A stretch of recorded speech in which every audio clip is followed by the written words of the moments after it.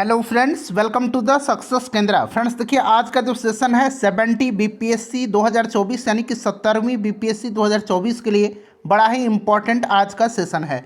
देखिए, आज इस सेशन में हम लोग 38वीं बीपीएससी से लेकर के पिछले बार जो 69वीं बीपीएससी लिया गया था 2023 में, वहाँ तक जितने भी बायोलॉजी के प्रश्न पूछे गए हैं जीव विज्ञान के, उन सभी प्रश्नों को आज हम लोग एक ही सेशन में कवर कर लेंगे। आप कह सकते हैं कि यह 70th बीपीएससी 2024 का यह घटना चक्र पूर्वालोकन है। बड़ा ही इम्पॉर्टेंट सेशन है फ्रेंड्स, सेशन को पूरा देखिएगा। और इससे पहले ऑलरेडी मैंने आपको हिस्ट्री, मॉडर्न हिस्ट्री और बिहार का हिस्ट्री मैंने आपको कवर करा दिया था। अगर आपने नहीं देखा है तो ज़रूर देख लीजिएगा, लिंक आपको डिस्क्रिप्शन बॉक्स में मिल जाएगा। चलिए सेशन स्टार्ट करते हैं फ्रेंड्स। एक बार सभी लोग प्लीज़ जल्दी से सेशन को लाइक कर दीजिए और इसका लिंक किसी भी एक ग्रुप में जहाँ कहीं भी आप हैं वहाँ पर फटाफट शेयर कर दीजिए। देखिए फ्रेंड्स, यहाँ पर प्रत्येक प्रश्न के सामने आपको लिखा मिल जाएगा कि यह प्रश्न जो है किस वर्ष पूछा गया है। यहाँ पर आप देख सकते हैं यह प्रश्न जो है 69th बीपीएससी प्री 2023 पिछली बार ही पूछा गया है। और आप पिछले बार का जो बायोलॉजी का प्रश्न बीपीएससी का जो पूछने का पैटर्न है उसको एक बार अच्छे तरीके से देख लीजिए और फिर उसी पैटर्न पर तैयारी करिए। चलिए फ्रेंड्स, प्रश्न पूछेगा कि निम्नलिखित कथनों पर विचार करें और यहाँ से आपको उपरोक्त में से कौन सा कथन सही है ये चुन करके बताना है। देखिए, टेनियासिस एक आंतों का संक्रमण है जो टेप वर्म की 3 प्रजाति टेनिया सोलियम और टेनिया सगिनाटा और टेनिया एशियाटिका के कारण होता है। बिल्कुल ये सही दिया गया है। जब मस्तिष्क में सिस्ट विकसित हो जाते हैं तो इस स्थिति को न्यूरोसिस्टिकोसिस एनसीसी कहा जाता है। यह भी सही दिया गया है। तो इस तरह से 1 और 2 दोनों राइट आंसर हो जाएगा। देखिए, निम्नलिखित में से कौन से जीव के स्वाद नहीं है। यहाँ पर देखिए 1 2 3 4 7 दिया गया है। देखिए, स्वाद कलिकाएं जीव की कोशिकाएं हैं जो हमको मीठा, नमकीन, खट्टा, कड़वा और उमामी स्वादों का अनुभूति देती हैं। ठीक है ना, मीठा, कड़वा, नमकीन, उसके बाद खट्टा और उमामी। ठीक है, तीखा और मसालेदार ये नहीं होगा। यानी कि 4 और 7 आपका राइट आंसर हो जाएगा। ऑप्शन में देखिए 4 और 7 ऑप्शन सी में दिया गया है। ये पिछले बार 69वीं बीपीएससी में पूछा गया था। यहाँ पर देखिए कौन सा जो है जोड़ा सही सुमेलित है, कौन सा जोड़ा सही सुमेलित है। तो यहाँ पर देखिएगा ये जो एनोरेक्सिया जो है यह नींद संबंधी विकार नहीं है। एनोरेक्सिया यह एक प्रकार का ईटिंग डिसऑर्डर है। ईटिंग डिसऑर्डर एक प्रकार का ईटिंग डिसऑर्डर है। ठीक है ना। उसके बाद इंसोम्निया जो है यह एक स्लीप डिसऑर्डर है। स्लीप यानी कि सोने से संबंधित, नींद संबंधी, और ये खाने का विकार। तो यहाँ पर उल्टा दे दिया गया, इस तरह से मिलाएंगे तब सही होगा। डिस्पीनिया जो है यह एक प्रकार का शॉर्टनेस ऑफ ब्रेथ है, यानी कि सांस की तकलीफ, ये सही है। और एनोस्मिया जो है यह लॉस या फिर कहिए पार्शियल या फुल लॉस ऑफ स्मेल है, यानी कि गंध की आंशिक या पूर्ण हानि। तो इस तरह से 3 और 4 सही है, ये दोनों गलत दिया गया है। तो ऑप्शन में देखिए राइट आंसर 3 और ऑप्शन 4 हो जाएगा। ऑप्शन सी हो जाएगा 3 और 4। देखिए, डीएनए का डबल हेलिक्स संरचना की खोज किसके द्वारा किया गया था। डीएनए के डबल हेलिक्स संरचना की खोज जो है वाटसन और क्रिक ने किया था, जेम्स वाटसन और फ्रांसिस क्रिक ने। और इसके लिए इन लोगों को 1943 में जो है नोबेल पुरस्कार भी दिया गया था, डबल हेलिक्स स्ट्रक्चर की खोज के लिए। उसके बाद देखिए, कोविड टीकाएं प्रतिरक्षी प्रतिक्रिया को कैसे उत्तेजित करती है। कोविड का जो टीका है, यहाँ पर 2 ऑप्शन दिख रहा है, थोड़ा बड़ा बड़ा है, ये थोड़ा छोटा करता हूँ। यहाँ पर देखिए 2 ऑप्शन यहाँ पर पढ़ लीजिए, ए बी, फिर यहाँ पर सी ऑप्शन है, फिर यहाँ पर डी ऑप्शन है। आंसर मैं आपको बता देता हूँ। कोविड टीकाएं प्रतिरक्षा प्रतिक्रिया को कैसे उत्तेजित करती है, तो जीवित छीन SARS-CoV-2 वायरस प्रवेश करा करके। जीवित छीन, ये याद रखिएगा। देखिए, वेक्टर टीके प्रतिरोधक शक्ति प्रदान करने के लिए कैसे काम करते हैं। तो वेक्टर टीका वायरस को किसी भिन्न वायरस के संशोधित संस्करण में रख करके। ठीक है ना। चलिए, उसके बाद ये वाला प्रश्न जो है mRNA, इसका फुल फॉर्म पूछा गया था, mRNA। ठीक है, तो RNA का तो आपको पता है राइबोन्यूक्लिक एसिड होता है। राइबोन्यूक्लिक एसिड सब में दिया गया है। M का मतलब यहाँ पर मैसेंजर राइबोन्यूक्लिक एसिड होता है। mRNA का मतलब होता है मैसेंजर राइबोन्यूक्लिक एसिड। यानी कि ऑप्शन नंबर यहाँ पर देख सकते हैं सी जो होगा, ये जो होगा राइट आंसर हो जाएगा messenger ribonucleic acid. Friends please share जरूर करिएगा, सेशन को लाइक कर दीजिए। आगत और निर्गत तंत्रिकाएं मिलती हैं। आगत और निर्गत तंत्रिकाएं जो है यह मिलती है केंद्रीय तंत्रिका तंत्र में। कहाँ पर? केंद्रीय तंत्रिका तंत्र में। चलिए उसके बाद देखिए फ्रेंड्स, आगे प्रश्न पुस्तक द ओरिजिन ऑफ स्पीसीज किसने लिखी है? अगर आप आंसर जानते हैं तो आंसर कमेंट में देकर के बताते चलेंगे। देखिए friends, the origin of species पुस्तक चार्ल्स डार्विन के द्वारा लिखी गई है। चार्ल्स डार्विन इंग्लैंड के प्रसिद्ध जैव विकासविद थे। इनके द्वारा प्रस्तुत विकासवाद को डार्विनवाद या प्राकृतिक वर्णवाद, थ्योरी ऑफ नेचुरल सेलेक्शन कहते हैं। करेक्ट आंसर इसका ऑप्शन नंबर डी हो जाएगा, डार्विन। फ्रेंड्स देखिए, इस वीडियो को बनाने में 4 से 5 घंटे का मेरा इंपॉर्टेंट समय लगा है। सो फ्रेंड्स प्लीज़ वीडियो को लाइक ज़रूर करिएगा, आपका एक लाइक मुझे बहुत ही मोटिवेट करता है। चलिए नेक्स्ट क्वेश्चन कर लेंगे कि मानव तंत्र में इंसुलिन किसका चयापचय यानी कि मेटाबॉलिज्म नियंत्रित करता है? देखिए, इंसुलिन अग्नाशय से स्रावित होता है। यह एक हार्मोन है और यह एक प्रोटीन भी है, इसे भी आप ध्यान रखेंगे, जो ग्लूकोज समस्थापन के नियमन में मुख्य भूमिका निभाता है। इंसुलिन लक्ष्य कोशिकाओं में ग्लूकोज से ग्लाइकोजन बनने की प्रक्रिया को भी प्रेरित करता है। ग्लूकोज कार्बोहाइड्रेट का एक स्वरूप है। करेक्ट आंसर इसका क्या हो जाएगा? ऑप्शन नंबर बी हो जाएगा, कार्बोहाइड्रेट। क्लियर है? चलिए नेक्स्ट, चलिए निम्नलिखित में से कौन सा इनमें से एक एंटीबायोटिक है? बताएंगे राइट आंसर इसका क्या हो जाएगा। तो देखिए, इनमें से जो एंटीबायोटिक है फ्रेंड्स, वो आपका पेनिसिलिन है और सल्फाडाइजिन है। तो यहाँ पर देखिएगा पेनिसिलिन है और सल्फाडाइजिन है। तो एक से अधिक यानी कि ऑप्शन नंबर ई जो होगा उपरोक्त में से एक से अधिक इसका करेक्ट आंसर हो जाएगा। पेनिसिलिन का खोज जो है किसने किया था? अलेक्जेंडर फ्लेमिंग ने किया था। नेक्स्ट क्वेश्चन हमारा कि निम्नलिखित में से कौन सा मुख्यतः कार्बोहाइड्रेट है? इनमें से मुख्यतः कार्बोहाइड्रेट कौन सा है? तो देखिए, जो विकल्प दिया गया है इनमें से चावल कार्बोहाइड्रेट का मुख्य स्रोत है। ठीक है, चावल साधारण खाद्य पदार्थों की तुलना में अधिक विटामिन, खनिज और फाइबर प्रदान करता है। चावल इसका राइट आंसर हो जाएगा। इसमें मुख्यतः कार्बोहाइड्रेट होता है अन्य की तुलना में। नेक्स्ट क्वेश्चन कर लेंगे कि कीट संवर्धन क्या है? कीट संवर्धन क्या है? देखिए, जो एडुटेरिया का नया बिहार स्पेशल वाला बुक आया हुआ है इस वर्ष 2023 में, हम लोग उसको भी कवर कर रहे हैं। तो बिहार स्पेशल आपका बहुत ही बढ़िया तरीके से वहाँ से कवर हो जाएगा।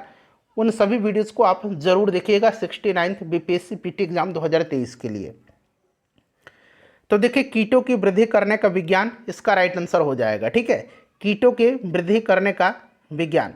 चलिए नेक्स्ट क्वेश्चन कर लेंगे। अगला प्रश्न है कि जेनेटिक्स निम्न में से किसका अध्ययन है? जेनेटिक्स निम्न में से किसका अध्ययन है? तो जेनेटिक्स जीव विज्ञान की वह शाखा है जिसके अंतर्गत जीवधारियों में जीनों, अनुवांशिकता और विचरण का अध्ययन किया जाता है। करेक्ट आंसर अनुवांशिकता और विचरण हो जाएगा। नेक्स्ट क्वेश्चन है कि गर्भ में भ्रूण के विकास को जानने के लिए निम्नलिखित में से निम्नलिखित किरणों या तरंगों में से किसका उपयोग किया जाता है? गर्भ में भ्रूण के विकास को जानने के लिए निम्नलिखित तरंगों में से किसका उपयोग किया जाता है? बताएंगे राइट आंसर क्या हो जाएगा। तो करेक्ट आंसर इसका पराध्वनि तरंगे हो जाएगा, option number C right answer हो जाएगा। चलिए नेक्स्ट क्वेश्चन है हमारा कि निम्नलिखित में से कौन सा एक सच्चा फल यानी कि ट्रू फ्रूट नहीं है?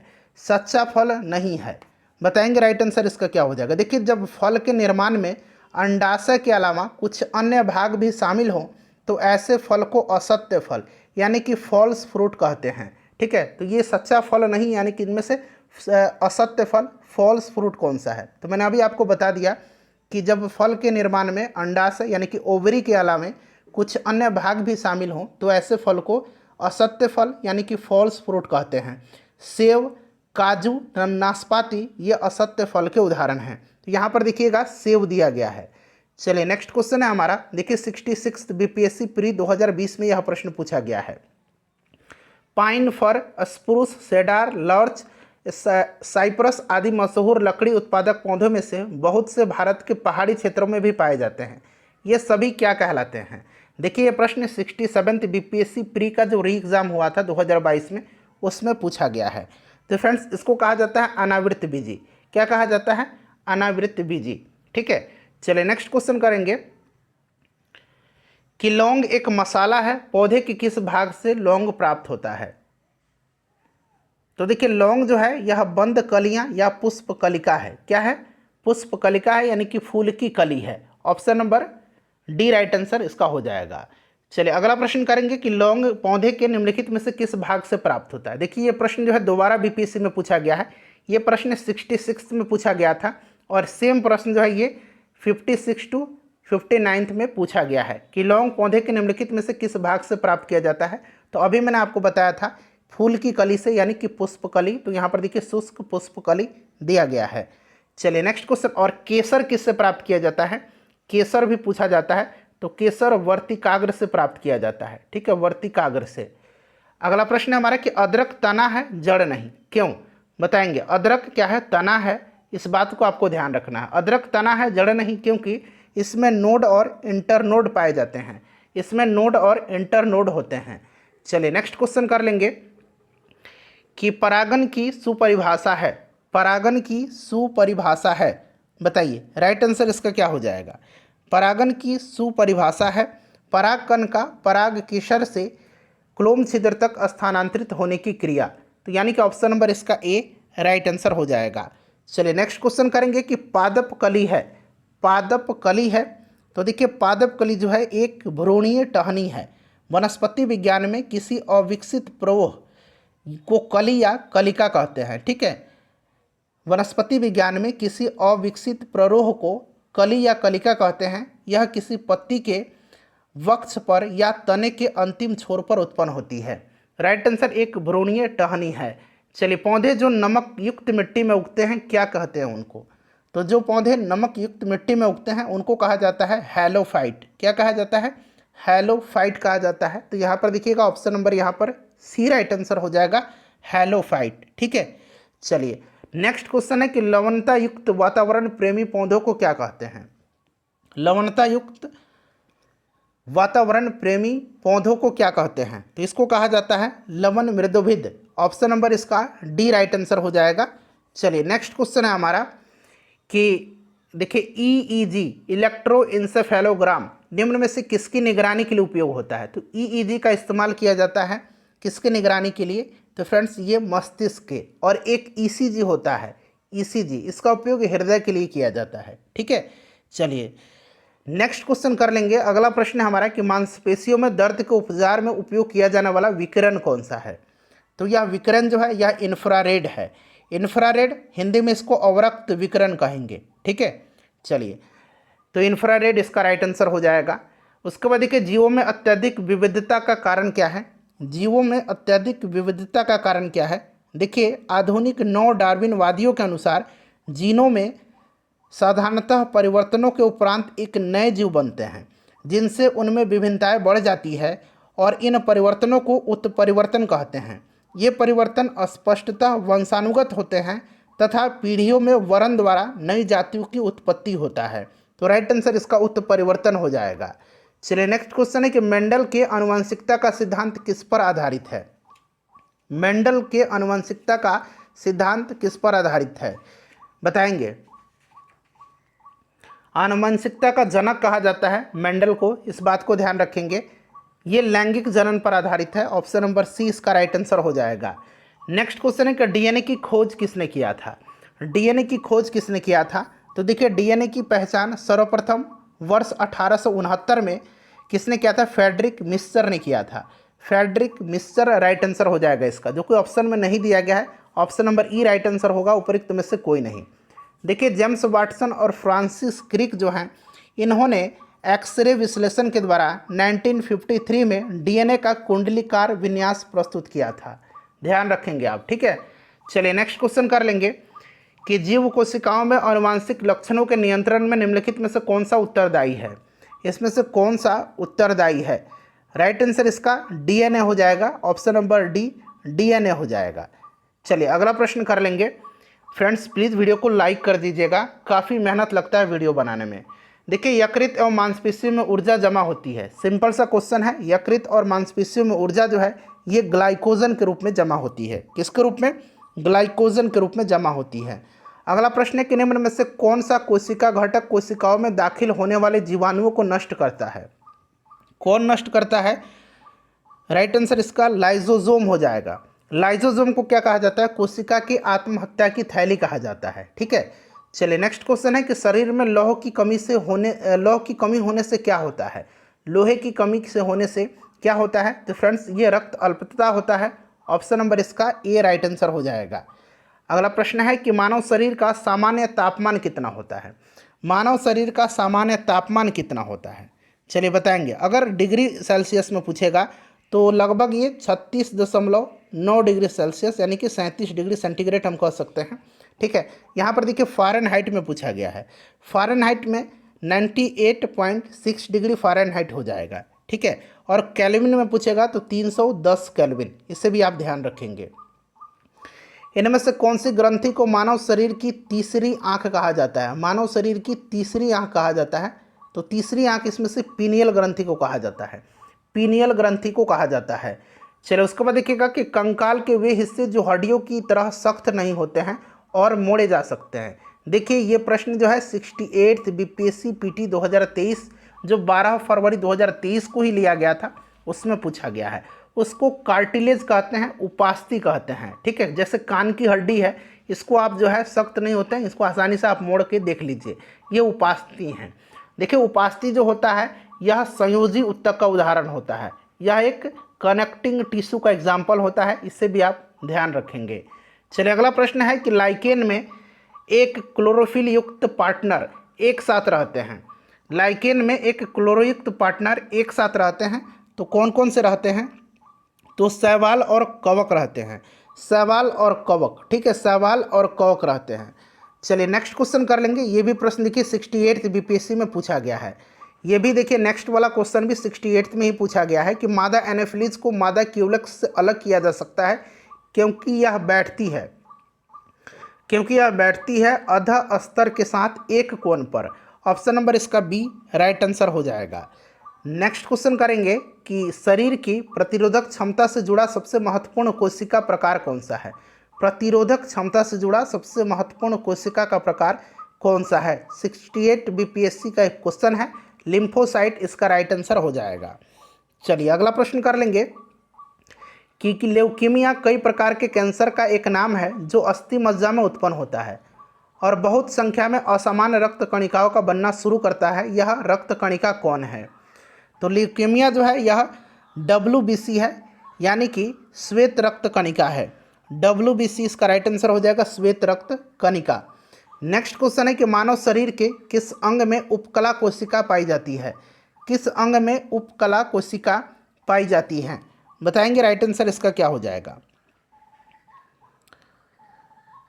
करेक्ट आंसर इसका क्या हो जाएगा, तो देखिए इसमें बाल, नाक, फेफड़ा और अग्नाशय सब में पाई जाती हैं, तो एक से अधिक इसका राइट आंसर हो जाएगा। देखिए आंत्रज्वर रोग मानव शरीर के किस अंग को प्रभावित करता है, तो नाम में ही है, तो ये आंत को प्रभावित करता है। चलिए उनमें से देखिएगा कि निम्न में से कौन सी क्रिया पृथ्वी पर हो रहे कार्बन चक्र में ऑक्सीजन को बढ़ाती है। कौन सी इसमें से क्रिया है जो पृथ्वी पर हो रहे कार्बन चक्र में ऑक्सीजन को बढ़ाती है, तो ये फोटोसिंथेसिस है, यानी कि प्रकाश संश्लेषण की क्रिया है जिसमें ऑक्सीजन विमुक्त होता है। ठीक है, चलो उसके बाद देखिएगा कि कार्बनिक कृषि एक ऐसी कृषि प्रणाली है जिसमें, सभी ऑप्शन को देख लीजिए, 65 बीपीएससी में पूछा गया प्रश्न है। कार्बनिक कृषि एक ऐसी कृषि प्रणाली है जिसमें कार्बनिक खादों, पुनर्चक्रित फॉर्म, अपशिष्टों तथा जैव कारकों का अधिकतम मात्रा में प्रयोग किया जाता है। ऑप्शन नंबर इसका सी राइट आंसर हो जाएगा। चलिए नेक्स्ट क्वेश्चन कर लेंगे कि निम्न में से संवहनी पौधे को चुनिए। संवहनी पौधा इनमें से कौन सा है, तो इनमें से संवहनी पौधा जो है ये आपका कौन सा है, फर्न है। कौन सा है फ्रेंड्स, संवहनी पौधा इसमें से फर्न है। ठीक है, चलिए उसके बाद देखिएगा कि स्पाइरोगाइरा। देखिए स्पाइरोगाइरा निम्नलिखित शैवालों में से किसका एक उदाहरण है, तो स्पाइरोगाइरा जो है यह एक हरा शैवाल है। ठीक है, हरा शैवाल है। चलिए नेक्स्ट हमारा कि निम्नलिखित में से शैवाल का एक उदाहरण है। शैवाल का इसमें से एक उदाहरण जो है ये डायटम है। कौन सा है, डायटम है। अगला प्रश्न है कि निम्नलिखित में से कौन सा प्राणी जगत का सबसे बड़ा संघ है। प्राणी जगत का सबसे बड़ा संघ जो है ये कौन सा है, तो ऑर्थ्रोपोडा है। ऑर्थ्रोपोडा राइट आंसर इसका हो जाएगा। ठीक है, इसमें जो है तिलचट्टा, केकड़ा ये सब आता है। नेक्स्ट क्वेश्चन हमारा कि निम्न में से जैविक उर्वरक का सही उदाहरण कौन सा है। जैविक उर्वरक का सही उदाहरण इसमें से कौन सा है, तो माइकोरिजल फंगी, ब्लू ग्रीन शैवाल, ये जो है हरित शैवाल हैं। ठीक है, तो 1 और 2 इसका राइट आंसर हो जाएगा। नेक्स्ट क्वेश्चन है हमारा कि निम्न में से किस पौधे ने, और देखिए फ्रेंड्स मैं आपको बता दूं कि हम लोग दृष्टि आईएएस का 69th बीपीएससी का जो टेस्ट है हम लोगों ने 5 टेस्ट कवर किया हुआ है, साथ ही साथ एडुटेरिया का भी प्रैक्टिस सेट हमने कवर किया हुआ है। सभी वीडियोज़ को जरूर देख लीजिएगा। चलिए, निम्नलिखित में से किस पौधे ने खाद्य सामग्री संग्रह करने के लिए अपने स्टेम को संशोधित किया है? तो यह कौन सा पौधा है? यह अदरक है। अदरक है। अदरक क्या है? एक तना है। मैंने अभी बताया था क्योंकि इसमें नोड और इंटरनोड होते हैं। चलिए, अगला प्रश्न है हमारा कि मानव शरीर में होता है, मानव शरीर में जो है लगभग 70% वाटर होता है, लगभग 70% जो है पानी होता है। मानव स्वास्थ्य पर ओजोन अवक्षय के क्या प्रभाव हो सकते हैं? ओजोन अवक्षय के प्रभाव जो है ये सनबर्न हो सकता है, यानी कि धूप से जलना, मोतियाबिंद भी हो सकता है, त्वचा का कैंसर भी हो सकता है और त्वचा का मुरझाना भी हो सकता है। तो सभी हो सकता है, यानी कि 1, 2, 3, 4 इसका राइट आंसर हो जाएगा। उसके बाद देखिएगा कि करकुमा लौंगा कौन से मसाले का वैज्ञानिक नाम है? करकुमा लौंगा जो है ये हल्दी का वैज्ञानिक नाम है। नेक्स्ट है कि वयस्क मानव की हाथों और पैरों की हड्डियों की संख्या मानव शरीर की सभी हड्डियों की संख्या की लगभग कितना प्रतिशत होती है? तो ये लगभग 50% होता है। हाथ और पैर की जो हड्डी हैं ये पूरे शरीर की हड्डी का लगभग 50% हैं। नेक्स्ट क्वेश्चन है कि पेलेग्रा निम्नलिखित में से किस विटामिन की कमी के कारण होता है? पेलेग्रा जो होता है यह विटामिन B3 के कारण होता है, B3 की कमी के कारण होता है। इसे आप जरूर ध्यान रखेंगे। उसके बाद देखिएगा कि कोबालामिन निम्नलिखित में से किस विटामिन का वैज्ञानिक नाम है? तो साइनोकोबालामिन आपने पढ़ा हुआ है, विटामिन B12 का रासायनिक नाम है। विटामिन B12 में कोबाल्ट पाया जाता है। नेक्स्ट क्वेश्चन हमारा कि निम्नलिखित में से कौन सा विटामिन प्रतिस्कंदन विषों के प्रतिविष प्रतिकारक के रूप में प्रयोग किया जाता है? ठीक है, प्रतिस्कंदक विषों के एंटीडोट के रूप में किसका प्रयोग किया जाता है? तो फ्रेंड्स यह विटामिन के है। इस विटामिन को, यानी कि विटामिन के को जो है एंटी हेमोरेजिक फैक्टर कहा जाता है। ठीक है, और इसकी कमी से व्यक्ति का ऑपरेशन आसानी से नहीं किया जा सकता है क्योंकि रुधिर रक्त अधिक बह जाने का खतरा होता है। तो राइट आंसर इसका ऑप्शन नंबर यहाँ पर देखेंगे डी हो जाएगा, विटामिन के। नेक्स्ट क्वेश्चन हमारा कि निम्नलिखित में से किस विटामिन को ऑर्गो कैल्सीफेरॉल कहते हैं? देखिए, ऑर्गो कैल्सीफेरॉल किसको कहा जाता है? अच्छा, कैल्सीफेरॉल तो आपको पता है कि विटामिन डी को कहा जाता है, लेकिन ऑर्गो कैल्सीफेरॉल जो है यह कहा जाता है विटामिन D2 को। और एक कोली कैल्सीफेरॉल होता है, कोली कैल्सीफेरॉल, यहाँ पर मैं लिख देता हूँ कोली, और बाकी देखिए यहाँ कैल्सीफेरॉल तो लिखा ही गया है। ठीक है, तो कोली कैल्सीफेरॉल कहा जाता है विटामिन D3 को। Option number A right answer हो जाएगा, ऑर्गो कैल्सीफेरॉल विटामिन D2 को और कोली कैल्सीफेरॉल विटामिन D3 को कहा जाता है। चलिए, अगला प्रश्न है कि मानव शरीर में विटामिन ए भंडारित होता है, आपको पता है लीवर में। कहाँ पर? लीवर में होता है विटामिन ए। विटामिन ए का रासायनिक नाम रेटिनॉल होता है। ठीक है, और इसकी कमी से रतौंधी होती है। क्लियर? और इस विटामिन को संक्रमण रोधी विटामिन भी कहा जाता है, विटामिन ए को। चलिए, विटामिन ए कहाँ भंडारित होता है? तो यकृत में, लीवर में। उसके बाद देखिएगा कि निम्नलिखित में से कौन सा युग्म सही सुमेलित नहीं है? सही सुमेलित नहीं पूछा गया है। यहाँ पर देखेंगे रेटिनॉल विटामिन ए को कहा जाता है, इसकी कमी से रतौंधी जीरोपैथेलमिया होता है। टोकोफेरॉल कहा जाता है विटामिन ई को, विटामिन ई की कमी से जनन क्षमता में कमी होती है। बेरी बेरी गलत दिया गया है, बेरी बेरी विटामिन बी की कमी से होता है, या विटामिन B1 कहिए। ठीक है, चलिए, उसके बाद देखिए साइनोकोबालामिन रक्त अल्पता, बिल्कुल सही है, साइनोकोबालामिन B12 को कहा जाता है। और ऑर्गो कैल्सीफेरॉल अभी मैंने आपको बताया कि यह विटामिन D2 को कहा जाता है। ठीक है, तो रिकेट्स ये भी सही दिया गया है। पूछा गया है कि कौन सा सुमेलित नहीं है, तो ऑप्शन नंबर बी इसका राइट आंसर हो जाएगा। चलिए, नेक्स्ट क्वेश्चन है हमारा कि निम्नलिखित में से किस युग्म को में सही सुमेल नहीं है? यहाँ बना लीजिएगा सही सुमेल नहीं है। तो इसमें से देखिए सही सुमेल जो नहीं है वो आपसे पूछा गया है। तो सारे के सारे सही सुमेल है इसमें से। विटामिन B1 में थोड़ा बहुत, इसमें संतरा में भी विटामिन B1 पाया जाता है। कॉड लिवर ऑयल जो है इसमें विटामिन डी में पाया जाता है। विटामिन ई गेहूं के अंकुर तेल में विटामिन ई पाया जाता है। अल्फा अल्फा में विटामिन के पाया जाता है। तो सारे ये सुमेलित दिए गए हैं, इनमें से कोई नहीं राइट आंसर इसका हो जाएगा। अगला प्रश्न है कि जिस विटामिन में कोबाल्ट होता है, अभी मैंने बताया था साइनोकोबालामिन विटामिन B12 इसका राइट आंसर हो जाएगा। नेक्स्ट क्वेश्चन है कि एक स्वस्थ वयस्क मनुष्य में रक्त का कुल परिमाप होता है। रक्त का कुल परिमाप जो होता है यह कितना होता है? तो शरीर के कुल भार का लगभग 7 से 8% होता है। ठीक है, तो 5 से 6 लीटर जो है इसका राइट आंसर हो जाएगा। चलिए नेक्स्ट क्वेश्चन हमारा कि निम्नलिखित में से कौन सा एक एंटीबायोटिक नहीं है, इनमें से कौन सा एक एंटीबायोटिक नहीं है, बताएंगे इसका राइट आंसर क्या हो जाएगा। इसमें से कौन सा एक एंटीबायोटिक नहीं है, तो ऑक्सीटोक्सिन एंटीबायोटिक नहीं है, यह एक प्रकार का हार्मोन है। ठीक है, चलिए नेक्स्ट क्वेश्चन हमारा कि हेपेटाइटिस बी विषाणु का उद्भवन काल होता है, हेपेटाइटिस बी वायरस का, तो फ्रेंड्स ये होता है 30 से लेकर के 180 दिन तक। नेक्स्ट क्वेश्चन है हमारा कि निश्वसन के समय डायफ्राम हो जाता है, निश्वसन, ठीक है, उसके समय डायफ्राम जो होता है ये गुंबदाकार हो जाता है। कैसा हो जाता है? गुंबदाकार हो जाता है। अगला प्रश्न कि निम्नलिखित में से कौन सी एक गैस वातावरण प्रदूषक मानी जाती है? वातावरण प्रदूषक जो मानी जाती है ये SO2 है, यानी कि सल्फर डाइऑक्साइड गैस है। नेक्स्ट क्वेश्चन हमारा कि निम्नलिखित में से किसका प्रयोग मच्छरों के जैविक नियंत्रण के लिए किया जाता है? तो किसका किया जाता है? गैम्बूसिया का, गैम्बूसिया। ठीक है, चलिए मछली होती है यह जो खा जाती है मच्छर के लार्वों को। हीमोग्लोबिन का कार्य क्या है? हीमोग्लोबिन का कार्य ऑक्सीजन का परिवहन करना है। सिंपल सा क्वेश्चन है, ऑक्सीजन का परिवहन करना है। चलिए अगला प्रश्न है कि ट्रांसफ्यूजन में, देखिए आधान में, ट्रांसफ्यूजन में रक्त न केवल रक्त के प्रकार में बल्कि खाली स्थान दिया गया में संगत होना चाहिए। जब रक्त मतलब ब्लड दिया जाता है या लिया जाता है तो उस कंडीशन में RH फैक्टर भी चेक किया जाता है, न केवल ब्लड ग्रुप ही नहीं मिलाया जाता है बल्कि यहाँ देखिए रक्त के प्रकार यानी कि ब्लड ग्रुप में ही, बल्कि जो RH फैक्टर है उसकी भी जांच की जाती है, RH कारक हो जाएगा। नेक्स्ट क्वेश्चन है कि लाल रक्त कणिका विहीन जंतु कौन सा है? लाल रक्त कणिका विहीन यानी कि जिसमें RBC नहीं होता है, तो RBC केंचुआ में नहीं होता है। ठीक है, केंचुआ राइट आंसर हो जाएगा। उसके बाद देखिएगा कि इनमें से रक्तदाब का मापक यंत्र कौन सा है?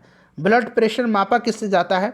तो ये मापा जाता है एस्फिग्मो मैनोमीटर से, एस्फिग्मो मैनोमीटर से मापा जाता है। चलिए अगला प्रश्न है कि वृक्क से प्रति मिनट औसत रक्त प्रवाह होता है। वृक्क से प्रति मिनट 1200 सीसी रक्त प्रवाहित होता है, 1200 सीसी। मानव वृक्क प्रतिदिन लगभग 1500 लीटर रक्त की शुद्धि करता है तथा 1.5 लीटर 1.5 लीटर मूत्र में तब्दील करता है। सभी पॉइंट्स को ध्यान रखेंगे, 1200 सीसी इसका राइट आंसर हो जाएगा। इंसुलिन क्या है? अभी मैंने बताया था कि इंसुलिन एक हार्मोन है और साथ साथ एक यह प्रोटीन भी है, तो प्रोटीन इसका राइट आंसर हो जाएगा। चलिए निम्नलिखित में से कौन सा हार्मोन है? इसमें से हार्मोन इनमें से कौन सा है? तो इंसुलिन हार्मोन है। ठीक है, चलिए अगला प्रश्न है हमारा कि महिला सेक्स हार्मोन है। महिला सेक्स हार्मोन इसमें से हो जाएगा कौन सा? एस्ट्रोजन, और एक प्रोजेस्टेरॉन भी होता है। ठीक है, प्रोजेस्टेरॉन, ये भी नाम याद रखेंगे, प्रोजेस्टेरॉन, एस्ट्रोजन और रिलैक्सिन, यह महिला सेक्स हार्मोन है, महिला सेक्स हार्मोन है। ठीक है, ये 3 नाम आप याद रखेंगे। एक टेस्टोस्टेरोन होता है, टेस्टोस्टेरोन, यह पुरुष सेक्स हार्मोन होता है, टेस्टोस्टेरोन। चलिए तो राइट आंसर इसका एस्ट्रोजन हो जाएगा। नेक्स्ट क्वेश्चन है कि निम्नलिखित में से कौन सा हार्मोन स्तन ग्रंथियों से दुग्ध का स्राव होने में भूमिका निभाता है? तो यह हार्मोन जो है इसका नाम ऑक्सीटोसिन हार्मोन है। ठीक है, ऑक्सीटोसिन हार्मोन याद रखेंगे। चलिए नेक्स्ट क्वेश्चन कर लेंगे, ऑक्सीटोसिन हार्मोन करेक्ट आंसर हो जाएगा। नेक्स्ट क्वेश्चन, अच्छा लव हार्मोन किसको कहा जाता है? लव हार्मोन किसको कहा जाता है? जरा आप मुझे कमेंट करके बताइएगा। ठीक है, चलिए उसके बाद देखिए निम्नलिखित में से किस हार्मोन में आयोडीन मिली होती है? आयोडीन किस में मिली होती है? तो थायरॉक्सिन में आयोडीन मिली होती है। ठीक है, थायरॉक्सिन, ठीक है, थायराइड ग्रंथि के द्वारा यह स्रावित होता है। चलिए तो ये आपका थायरॉक्सिन हो जाएगा। नेक्स्ट है कि पीयूष यानी कि पिट्यूटरी ग्रंथि स्थित होती है। पिट्यूटरी ग्लैंड को मास्टर ग्लैंड यानी कि मास्टर ग्रंथि भी कहा जाता है। यह कहाँ होती है? तो मस्तिष्क में। अगला प्रश्न कि एंटीबायोटिक दवा का उदाहरण इसमें से कौन सा है? एंटीबायोटिक दवा का उदाहरण इसमें से कौन सा है? तो इसमें से देखिए कौन सा हो जाएगा फ्रेंड्स एंटीबायोटिक दवा का उदाहरण? तो इनमें से पेनिसिलिन है, पेनिसिलिन एंटीबायोटिक है। चलिए नेक्स्ट क्वेश्चन है हमारा कि चिकित्सा स्थितियों का निदान करने के लिए MRI, यहाँ मैं लिख देता हूँ MRI तकनीक उपयोग किया जाता है। MRI में किसका उपयोग नहीं होता है? MRI मैग्नेटिक रेजोनेंस इमेजिंग, बताइए इसमें किसका उपयोग नहीं होता है? तो इसमें उपयोग जो है किसका नहीं होता है? तो एक्सरे और गामा का उपयोग नहीं होता है। ठीक है, तो एक से अधिक इसका राइट आंसर हो जाएगा। नेक्स्ट क्वेश्चन है कि अंगोरा ऊन किससे निकाला जाता है?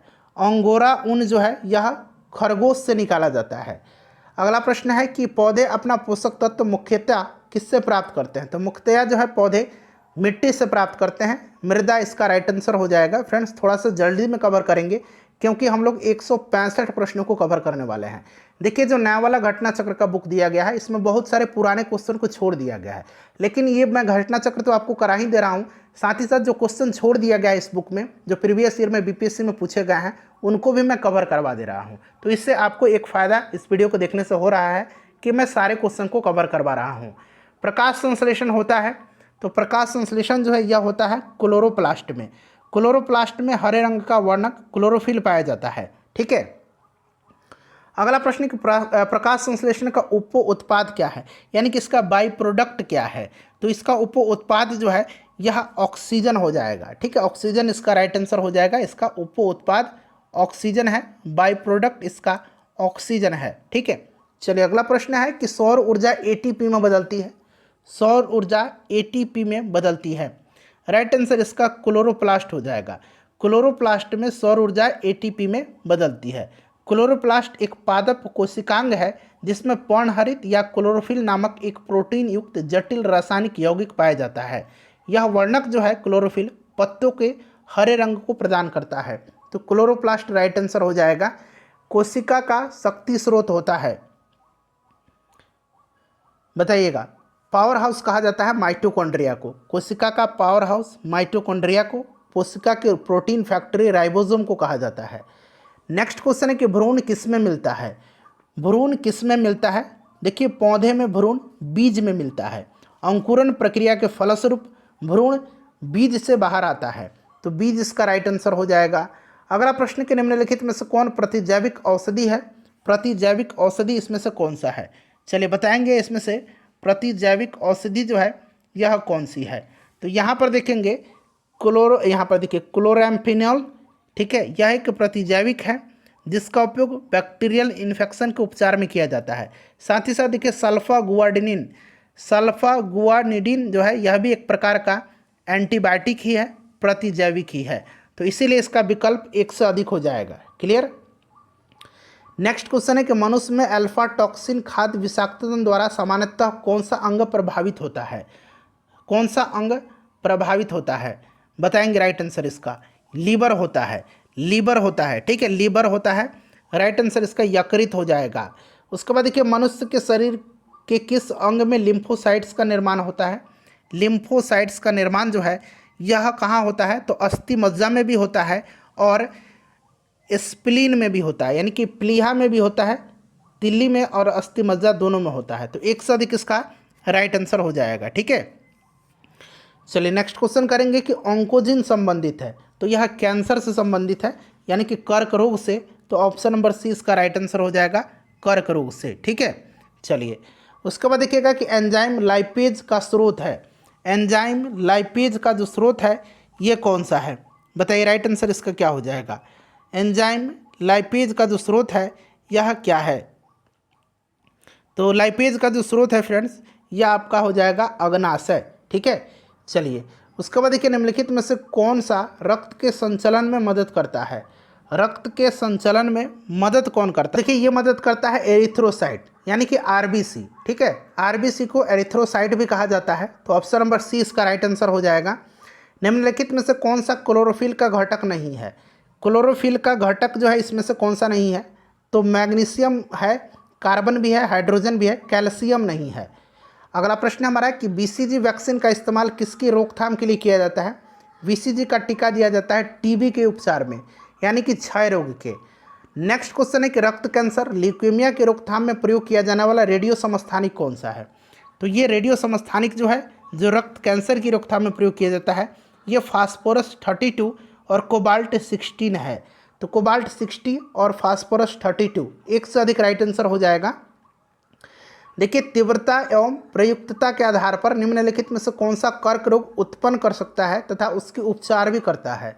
तो ये कौन सा है? आयनीय विकिरण है, जो कि कर्क रोग यानी कि कैंसर पैदा भी कर सकता है और कैंसर का उपचार भी कर सकता है। नेक्स्ट क्वेश्चन है कि सहज प्रणाली का परिवर्धन निम्नलिखित में से कौन सा है? सहज प्रणाली का प्रवर्धन जो है इसमें से कौन सा है? तो ये प्रणाली की स्वपोषी क्रिया है। प्रणाली की स्वपोषी प्रक्रिया, ठीक है। चलिए, तो ऑप्शन नंबर यहाँ पर देखिए सी हो जाएगा।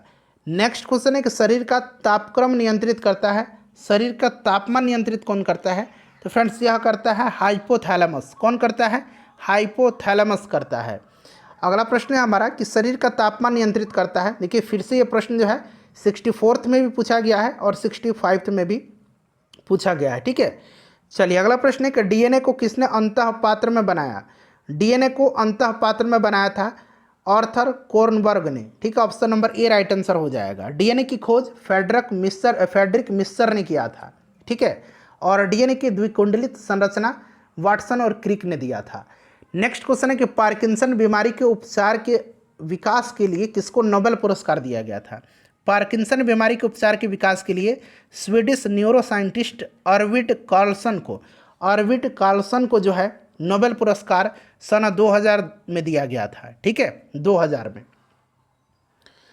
नेक्स्ट क्वेश्चन है हमारा कि कौन सा दिन डायबिटीज दिवस मधुमेह दिवस के रूप में मनाया जाता है? तो ये 14 नवंबर है। नेक्स्ट है कि सबसे छोटा जीव जो स्वयं विकास एवं प्रजनन करने में समर्थ है वह कौन सा है? तो फ्रेंड्स यह माइकोप्लाज्मा है। माइकोप्लाज्मा राइट आंसर इसका हो जाएगा। अधिकतर एंजाइम होते हैं, तो अधिकतर एंजाइम प्रोटीन होते हैं। क्या होते हैं? प्रोटीन होते हैं। अगला प्रश्न कि निम्नलिखित में से किसकी कोशिका में कोई एंजाइम नहीं होता है? किसकी कोशिका में कोई एंजाइम नहीं होता है?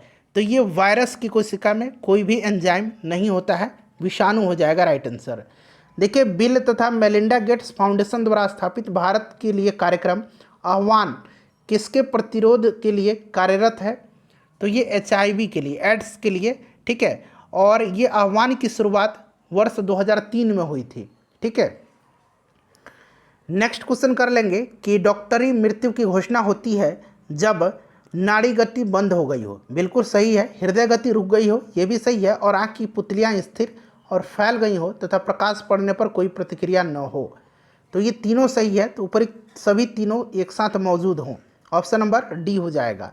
नेक्स्ट क्वेश्चन है कि सर्वप्रथम मानव हृदय प्रत्यारोपण हुआ था, तो ये दक्षिण अफ्रीका में हुआ था। डॉक्टर क्रिश्चियन बर्नार्ड को जो है ये कहा जाता है हृदय प्रतिरोपण का जो इनको जनक कहा जाता है, ठीक है। चलिए क्रिश्चियन बर्नार्ड याद रखेंगे। जीवाणु की खोज किसने किया था? जीवाणु की खोज किया था किसने? तो लीवेनहॉक ने किया था। लीवेनहॉक राइट आंसर हो जाएगा। चलिए उसके बाद देखिएगा नेक्स्ट क्वेश्चन है, और विषाणु का खोज किसने किया था? इवानोस्की ने किया था। विषाणु का खोज इवानोस्की ने किया था, ठीक है। किस वैज्ञानिक चिकित्सक ने पहली बार टीकाकरण की शुरुआत किया था? टीकाकरण की शुरुआत एडवर्ड जेनर ने किया था। एडवर्ड जेनर को प्रतिरक्षा प्रणाली का जनक कहा जाता है। चेचक की टीके की खोज एडवर्ड जेनर ने ही किया था। नेक्स्ट क्वेश्चन है कि बायोडिग्रेडेबल अपशिष्ट को आमतौर पर जिसकी मदद से उपयोगी पदार्थ में बदला जाता है वह है, तो वह क्या है फ्रेंड्स? बैक्टीरिया है। नेक्स्ट हमारा कि कणीय तत्व क्या है? कणीय तत्व क्या है यानी कि पार्टिकुलेट मैटर क्या है? तो फ्रेंड्स पार्टिकुलेट मैटर जो है यह एक वायु प्रदूषक है। वायु प्रदूषक राइट आंसर हो जाएगा। नेक्स्ट है कि संवहनी पौधे में पानी ऊपर किससे जाता है? संवहनी पौधे में पानी ऊपर जाता है किससे?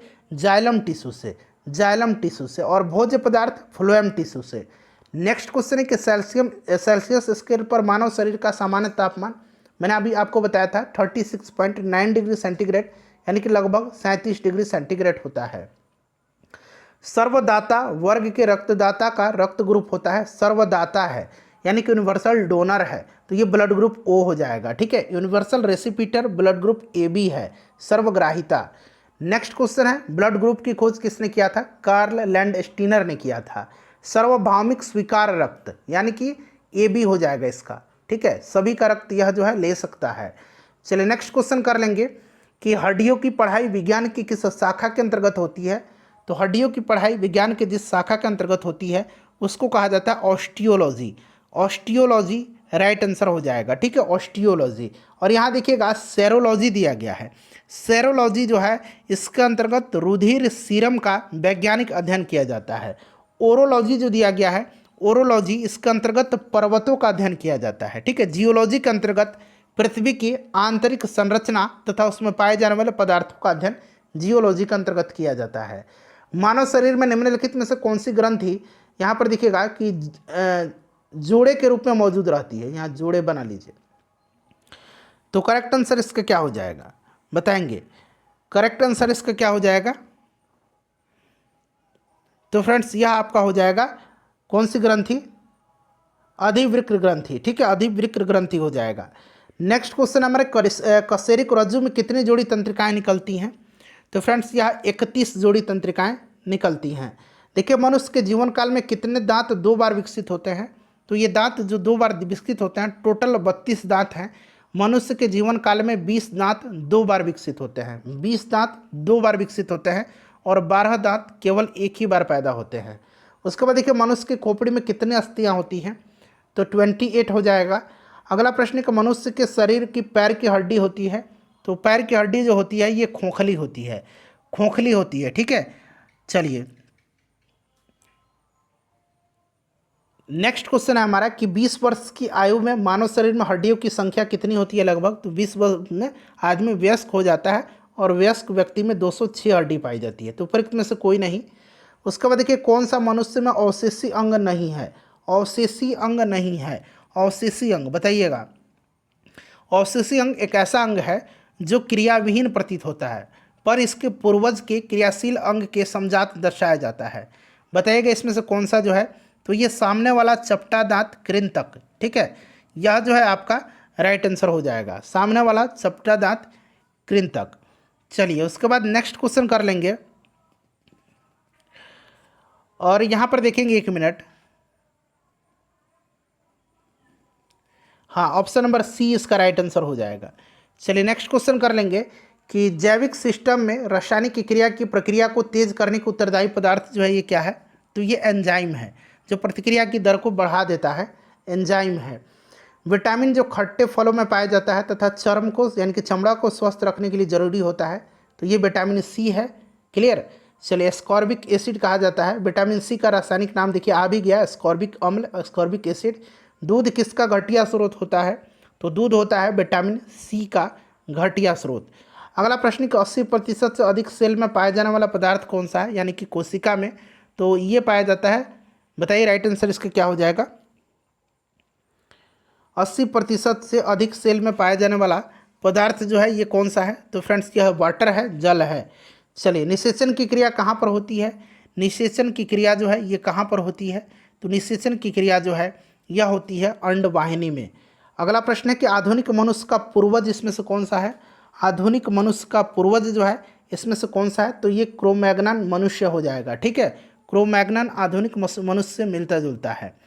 नेक्स्ट क्वेश्चन है विकास का मुख्य कारक है, विकास का मुख्य कारक प्राकृतिक वर्ण है, प्राकृतिक वर्ण हो जाएगा, प्राकृतिक वर्ण। ठीक है, चलिए कवक पौधों में नहीं पाया जाता है, कवक पौधे में नहीं पाया जाता है, तो कवक पौधों में जो है नहीं पाया जाता है क्या? पर्णहरित, पर्णहरित नहीं पाया जाता है। शैवाल और कवक के मिलने से लाइकेन बनता है। ठीक है, जिसको हम क्या कहते हैं? जिसको कहते हैं हम लोग म्यूटुअलिज्म, म्यूटुअलिज्म कहा जाता है। ठीक है, प्रतिवर्ती क्रियाओं का नियंत्रण केंद्र कहाँ पर है? प्रतिवर्ती क्रियाओं का नियंत्रण केंद्र जो होता है स्पाइनल कॉर्ड में होता है, यानी कि कशेरुक रज्जु में। ठीक है, कशेरुक रज्जु में होता है, तो ये आपका कशेरुक रज्जु हो जाएगा। नेक्स्ट क्वेश्चन है कच्चे फलों को कृत्रिम रूप से पकाने के लिए प्रयोग में लाई जाने वाली गैस का नाम क्या है? तो कृत्रिम रूप से जो है एसिटिलीन का भी इस्तेमाल किया जाता है और एथिलीन का भी इस्तेमाल किया जाता है, तो बी और डी दोनों होना चाहिए, लेकिन आजकल एथिलीन का ही इस्तेमाल ज़्यादातर किया जा रहा है। नेक्स्ट क्वेश्चन है माँ पौधे की भांति पौधा मिलता है, तो फ्रेंड्स यह मिलता है किससे? तो बीज से भी प्राप्त होता है और तना काट से भी प्राप्त होता है, तो इन दोनों से राइट आंसर हो जाएगा इसका। अगला प्रश्न कि जल से बाहर निकालने पर मछलियाँ मर जाती हैं क्योंकि? तो क्योंकि मर जाती हैं क्योंकि वे सांस नहीं ले पाती हैं। ठीक है, सांस नहीं ले पाती हैं मछलियाँ। चलिए उसके बाद नेक्स्ट क्वेश्चन है कि वह जहाँ जीव रहता है उस सटीक जगह को क्या कहते हैं? तो उसको आवास कहा जाता है। क्या कहा जाता है उसको? उसको हैबिटेट कहा जाता है, आवास कहा जाता है। अगला प्रश्न हमारे कि मायोग्लोबिन में कौन सी धातु होती है? मायोग्लोबिन में जो है कौन सी धातु होती है? मायोग्लोबिन में जो है कौन सी धातु होती है? चलिए इसका आंसर आप कमेंट करके बताएंगे। ठीक है, इसका आंसर आप कमेंट करके बताएंगे कि मायोग्लोबिन में कौन सी धातु पाई जाती है। ठीक है, चलिए उसके बाद नेक्स्ट क्वेश्चन है कि मनुष्य के शरीर में खून के शुद्धिकरण की प्रक्रिया को क्या कहते हैं? तो इसको डायलिसिस कहा जाता है। क्या कहा जाता है? डायलिसिस कहा जाता है। अगला प्रश्न है कि निम्न में से किसकी कमी से मधुमेह होता है? तो मधुमेह इंसुलिन के अल्प स्रवण से होता है। ठीक है, इंसुलिन के अल्प स्रवण से होता है। चलिए नेक्स्ट क्वेश्चन हो जाएगा कि एड्स निम्न कारणों में से किसके द्वारा होता है? एड्स वायरस के कारण होता है, यानी कि विषाणु के कारण होता है। HIV द्वारा होने वाला रोग कौन सा है? तो ये एड्स रोग है HIV से। स्त्रियों की तुलना में पुरुष अधिक वर्णांतता से पीड़ित हो सकते हैं, क्योंकि उनमें केवल एक एक्स क्रोमोसोम होता है। ठीक है, इसीलिए। अगला प्रश्न कि एस्पिरिन कहाँ से मिलती है? एस्पिरिन कहाँ से मिलती है? एंटीपायरेटिक है एंसिरिन। ठीक है, और ये जो है विलो वृक्ष की छाल से, विलो वृक्ष की छाल से, एक पेड़ से जो है प्राप्त की जाती है। इसका नाम है विलो। ठीक है, विलो वृक्ष की छाल से प्राप्त किया जाता है। अगला प्रश्न कि गेहूं की खेती के लिए कौन सा उर्वरक का उपयोग करेंगे? तो ऑब्वियसली हम लोग नाइट्रोजन का उपयोग करेंगे। ठीक है, चलिए उसके बाद देखिए क्लोरोफिल में कौन सा धातु आयन पाया जाता है? तो क्लोरोफिल में मैग्नीशियम पाया जाता है। पौधे एवं पेड़ों का खाना तैयार करने की प्रक्रिया फोटोसिंथेसिस कहलाती है। ये आपको भी पता है। फोटोसिंथेसिस प्रकाश संश्लेषण हो जाएगा। जीवन चक्र की दृष्टि से पौधे का सबसे महत्वपूर्ण अंग कौन सा है? तो ये पुष्प है। ठीक है, चलो उसके बाद देखिए सबसे लंबा जीवित वृक्ष कौन सा है? सबसे लंबा जीवित वृक्ष जो है ये सिकुआ है, सिकुआ हो जाएगा। एस्पिरिन है, अभी मैंने बताया था एंटीपायरेटिक है, यानी कि ज्वरनाशक है, एंटीपायरेटिक हो जाएगा इसका राइट आंसर। चलिए उसके बाद नेक्स्ट क्वेश्चन करेंगे कि किस वनस्पति खाद्य में अधिकतम प्रोटीन होता है? इनमें से सोयाबीन में सबसे ज़्यादा प्रोटीन होता है। बाकी प्रोटीन तो सब में थोड़ा है, लेकिन ज़्यादातर सोयाबीन में है। तना काट आमतौर पर किसके प्रवर्धन के लिए प्रयोग किया जाता है? तना काट, तो फ्रेंड्स ये आपका गन्ना में। ठीक है, चलो उसके बाद देखिएगा कि संसार का सबसे बड़ा पुष्प कौन सा है? तो ये रैफेलसिया है, रैफेलसिया राइट आंसर हो जाएगा इसका। अगला प्रश्न कि हरगोविंद खुराना को किस आविष्कार के लिए सम्मानित किया गया था? इनको नोबेल पुरस्कार दिया गया था जीन संश्लेषण के लिए। जीन संश्लेषण के लिए जो है इनको दिया गया था 1968 में। चलिए 1959 में। डॉक्टरों द्वारा एनेस्थीसिया के रूप में प्रयोग होने वाली हास्य गैस कौन सी है? तो ये नाइट्रस ऑक्साइड है, नाइट्रस ऑक्साइड है। ठीक है, चलिए उसके बाद नेक्स्ट क्वेश्चन है कि आर्कियोपेटेरिक्स क्या है? तो आर्कियोपेटेरिक्स जो है यह जुरासिक युग का सर्वपुरातन पक्षी है। डॉल्फिन वर्गीकृत किए जाते हैं, तो डॉल्फिन को स्तनी वर्ग में, ठीक है, वर्गीकृत किया जाता है। निम्न में से सबसे मीठी चीनी कौन सी है? देखिए 66वीं BPSC में पूछा गया है। तो फ्रेंड्स ये फ्रक्टोज है। ठीक है, फ्रक्टोज है। चलिए अगला प्रश्न कर लेंगे। फ्रेंड्स प्लीज़ वीडियो को लाइक कर दीजिए एक बार। कड़वाहट के लिए मानव जीव का संवेदनशील क्षेत्र। तो कड़वाहट के लिए जो है मनुष्य के जीव का जो पीछे का भाग होता है ये जिम्मेदार होता है। मानव जीव का जो आगे वाला छोर है ये मीठा पहचानता है, पीछे वाला कड़वा, और किनारे यानी कि पार्श्व में खट्टा, और अग्र छोर और किनारों में नमकीन स्वाद का अनुभव करते हैं। चलिए नेक्स्ट क्वेश्चन है हमारा कि मटर का पौधा है, तो ये एक शाकीय पौधा है। क्या है? शाकीय पौधा, शाक हो जाएगा। अगला है कि फलियां अत्यधिक पौष्टिक होती हैं क्योंकि उसमें प्रचुर मात्रा में होता है, तो इसमें प्रचुर मात्रा में प्रोटीन होता है। ठीक है, चलो उसके बाद देखिए थायराइड ग्रंथि थायरॉक्सिन स्रावित करने के लिए उत्तेजित करने वाला अंतःस्रावी हार्मोन कौन सा है? थायराइड ग्रंथि थायरॉक्सिन हार्मोन स्रावित करने के लिए उत्तेजित करने वाला हार्मोन जो है ये कौन सा है? तो ये TSH है, TSH थायराइड स्टिमुलेटिंग हार्मोन कहा जाता है। ठीक है, चलिए, और ये स्रावित कहाँ से होता है? तो यह पीयूष ग्रंथि से, इसका निर्माण पीयूष ग्रंथि में होता है। ठीक है, चलिए नेक्स्ट क्वेश्चन करेंगे कि थायराइड ग्रंथि की खराबी किसकी कमी के कारण होती है? थायराइड ग्रंथि की खराबी किसकी कमी के कारण होती है? तो फ्रेंड्स यह होती है आयोडीन के। ठीक है, चलिए आखिरी क्वेश्चन है, इसका आंसर आप कमेंट करके बताएंगे कि जब हम बकरी या भेड़ का मांस खाते हैं तब हम कौन से उपभोक्ता